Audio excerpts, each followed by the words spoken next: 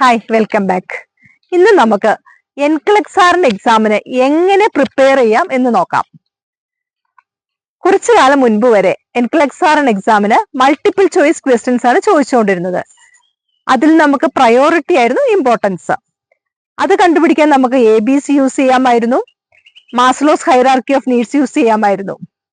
But next generation എൻക്ലക്സാറിന്റെ എക്സാമിന് അവര് case studies ആണ് ചോദിക്കുന്നത്. കേസ് സ്റ്റഡീസ് എന്ന് വെച്ചിട്ടുണ്ടെങ്കിൽ റിയൽ കേസ് സിനാരിയോസ്, അതിൽ തന്നെ ഡിഫറെന്റ് കൈൻഡ്സ് ക്വസ്റ്റ്യൻസ് ചോദിക്കും.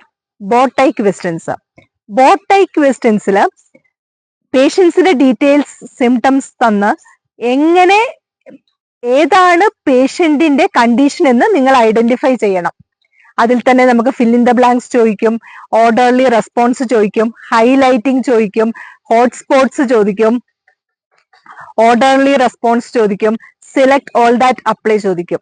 അപ്പം ഈ എല്ലാ രീതിയിലും അവർ നിങ്ങളിൽ നിന്ന് അസസ് ചെയ്യുന്നത് നിങ്ങളുടെ clinical judgement and critical thinking ആണ്.